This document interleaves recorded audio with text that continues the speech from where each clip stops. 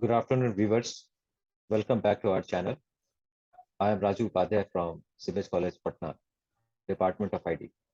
Today, I am going to talk about very interesting feature of advanced Excel that is called solver. It is considered as the advanced goal-seek method.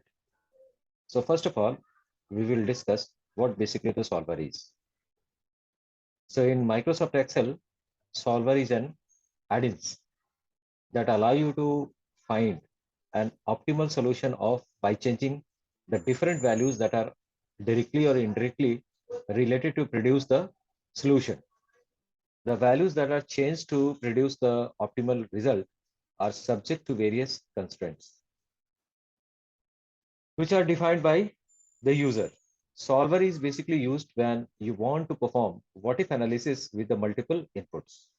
By default, we can't get the solver add-ins inside Microsoft Excel.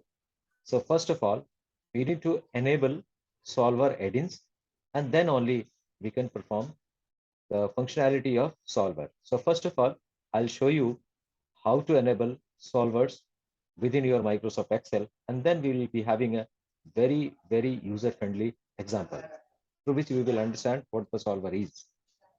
So I'll take you to my demo screen.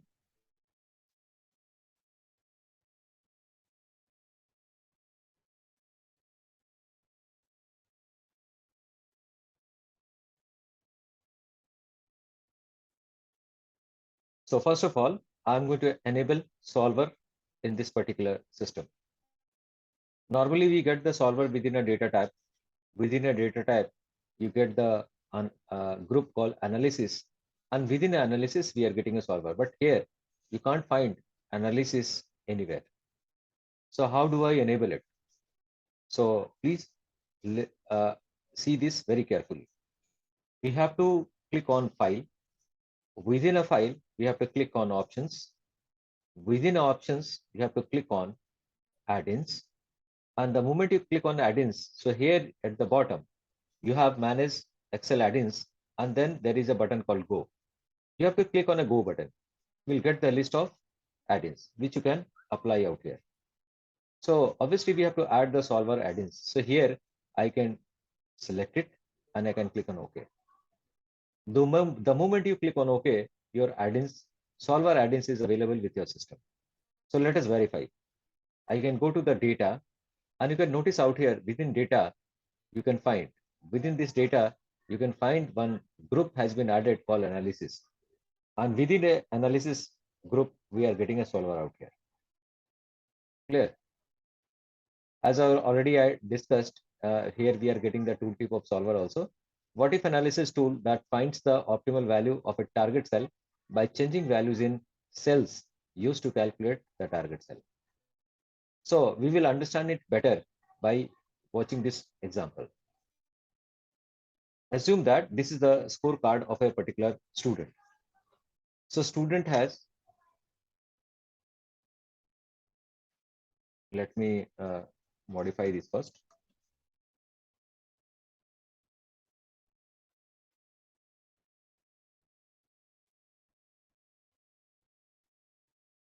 Right. So here, one student has given the exam, and in this particular scorecard, student has given the exam of Hindi, in which he has scored only 22 marks. He has got the exam of SST, he has got only 23 marks. In science, he has got 20 marks. In Sanskrit, he has got 27 marks. And he is supposed to appear for exam of English, maths, and computer. But after having the result of this, he has scored only 13%. So obviously, this is a very poor performance by the student. But still, 3 subjects exam is left. So we have to do the estimation. We have to do the what if analysis. What if that student is going to get the marks of English, maths, and computers, so he can score at least 40% of marks, or maybe 50% of marks. So let's say my criteria is if student is going to score overall 50%, then he is going to be considered as pass. So, and obviously, the student has to appear for the test of English, maths, and computer, and he has to perform extremely well. And obviously, we have to take care of things. The marks should not be more than 100. So how do I do the use the solver? So now we can go to data, and within a data, I'll go to the solver. And the moment I go for solver, right? So we are getting this kind of screen. In this screen, you can notice out here, we have certain important uh, input box. The first is set objective. We need to understand what basically the set objective is. The set objective is a parameter. So this parameter accepts the value that you are looking as a solution to this particular problem, right? So obviously, I'm going to change the set objective means we have to change the value of this particular percentage. So I need to select this. Then obviously for D10, where we have only 13%, that need to be at least 50% in order to get the pass marks of the student. So obviously what value you wanted to achieve.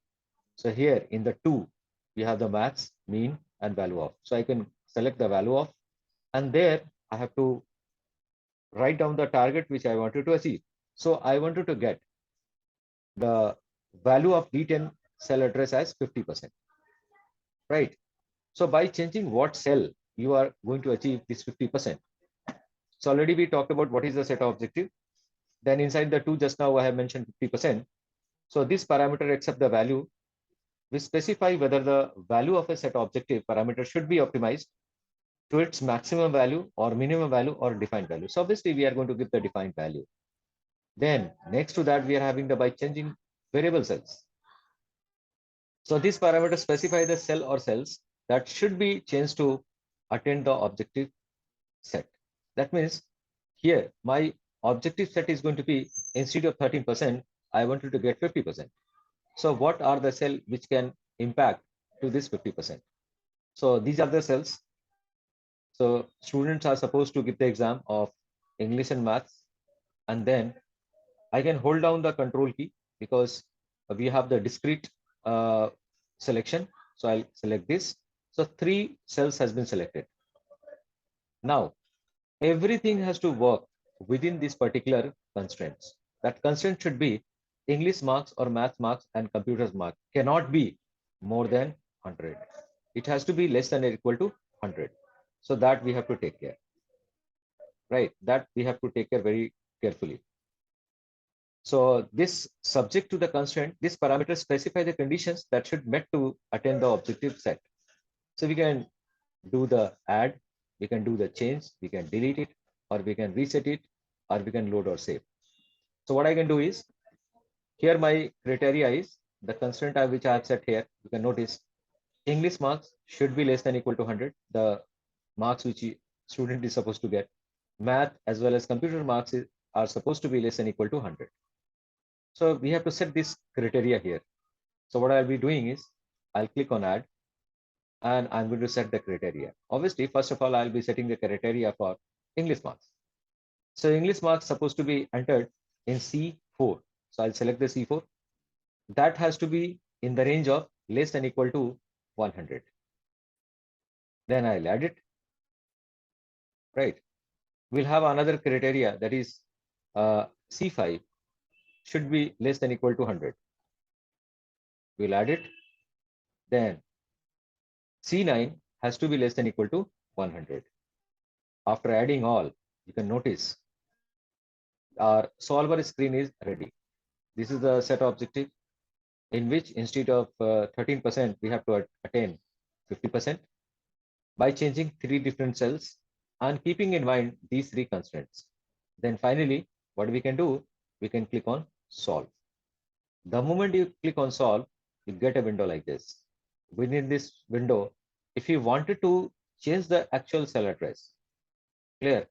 So obviously you can notice out here, your cell address has been changed to this D10. Earlier it was 13%. it has got 50%. By what? By getting the value of English marks as 86, math marks is 86, and computer marks is also 86. If that fellow, that student, is going to score 86 marks each in English, math, and computer, then only his overall percentage can be improved from 13% to 50%. So if you wanted to make it permanent with the database from into this particular Excel, you can click on OK. So that's all for the day. I hope you must have understood the concept of solver. I've taken the very simple and real life example in order to explain the solver. However, we can have the similar kind of concept having a different scenario also. So thanks for watching this video. You must have liked the video. If you are liking the video, please click on like button and write down your valuable comments.